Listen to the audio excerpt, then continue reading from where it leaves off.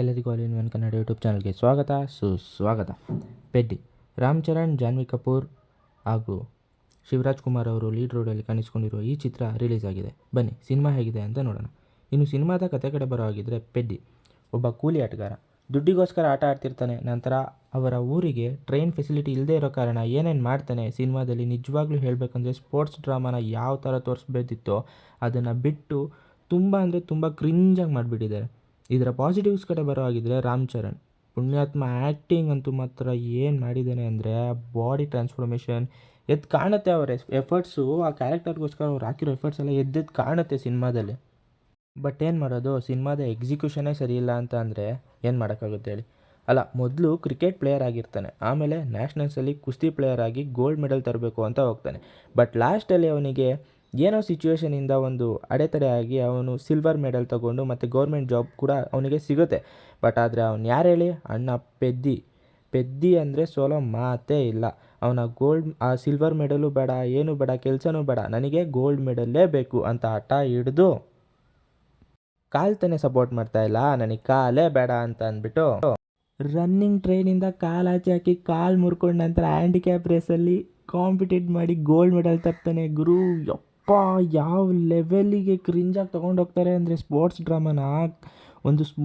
ಈಗ ಒಂದು ಜರ್ಸಿ ಮೂವಿನೇ ತಗೊಳ್ಳಿ, ಎಷ್ಟು ಸಿಂಪಲ್ ಸ್ಟೋರಿ, ಅದನ್ನು ಎಷ್ಟು ಚೆನ್ನಾಗಿ ಎಕ್ಸಿಕ್ಯೂಟ್ ಮಾಡಿದ್ದಾರೆ. ಬಟ್ ಈ ಒಂದು ಸಿನಿಮಾ ಇದೆಯಲ್ಲ, ಈ ಕಮರ್ಷಿಯಲ್ ಫ್ಯಾಕ್ಟರ್ನ ಆ್ಯಡ್ ಮಾಡೋದಕ್ಕೆ ಅಂತ ಹೋಗ್ಬಿಟ್ಟು ಇದೇ ಸ್ಟೋರಿನೇ ಒಂದು ಚೆನ್ನಾಗೇ ಇಲ್ಲ ಅನಿಸುತ್ತೆ, ಅಷ್ಟು ಕ್ರಿಂಜಾಗಿ ಮಾಡಿಬಿಟ್ಟಿದ್ದಾರೆ. ಅಲ್ಲ ಸರಿ ಗುರು, ಆಯಿತು, ಕರ್ಮ ಹಂಗೋ ಹಿಂಗೋ ಮಾಡ್ದ, ಗೋಲ್ಡ್ ಮೆಡಲ್ ತಂದ, ಆಯಿತು ಬಿಡು, ಇನ್ನೇನು ಗೋಲ್ಡ್ ಮೆಡಲ್ ಸಿಕ್ತಲ್ಲ, ಅವ್ನಿಗೇನು ಆಸೆ ಇತ್ತು ಅದು ಆಯ್ತಲ್ಲ ಅಂತ ಅಂದ್ಬಿಟ್ಟಾದರೂ ಸುಮ್ಮನಾಗ್ತಾನ? ಇಲ್ಲ, ಅವ್ನು ಇನ್ನೂ ಸುಮ್ಮನಾಗೋ ಮಗನೇ ಅಲ್ಲ. ಅವ್ನಿಗಿನ್ನೂ ನೆಮ್ಮದಿ ಇಲ್ಲ, ತೃಪ್ತಿ ಇಲ್ಲ.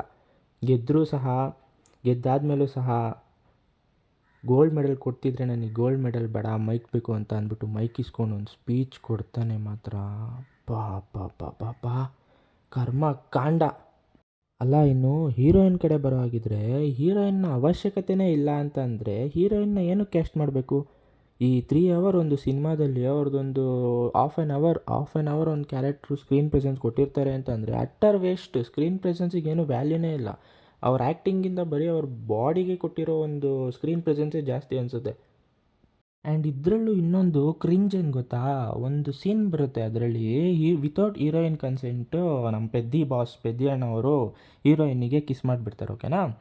ಕಿಸ್ ಮಾಡಿದ್ಮೇಲಾದರೂ ನೆಕ್ಸ್ಟ್ ಹೀರೋಯಿನ್ ಕೇಳಿದಾಗ ಏನಂತ ಹೇಳ್ತಾರೆ ಗೊತ್ತಾ, ನಾವು ಗಂಡು ಮಕ್ಕಳು ಹೆಂಗೆ ಅಂತ ಅಂದರೆ, ಒಬ್ಬೊಬ್ಬರು ಡೈಲಾಗ್ ಹೊಡೆದು ಹುಡುಗಿನ ಇಂಪ್ರೆಸ್ ಮಾಡ್ತಾರೆ, ಹೂವು ಕೊಟ್ಟು ಇಂಪ್ರೆಸ್ ಮಾಡ್ತಾರೆ, ಏನಾದ್ರು ಗಿಫ್ಟ್ ಕೊಟ್ಟು ಇಂಪ್ರೆಸ್ ಮಾಡ್ತಾರೆ, ಅವ್ರ ಲವ್ನ ಎಕ್ಸ್ಪ್ರೆಸ್ ಮಾಡ್ತಾರೆ. ಆದರೆ ನಾನು ಲವ್ ಎಕ್ಸ್ಪ್ರೆಸ್ ಮಾಡ್ತಾ ಇರೋ ಸ್ಟೈಲೇ ಇದು ಅಂದ್ಬಿಡ್ತಾನೆ ಗುರು.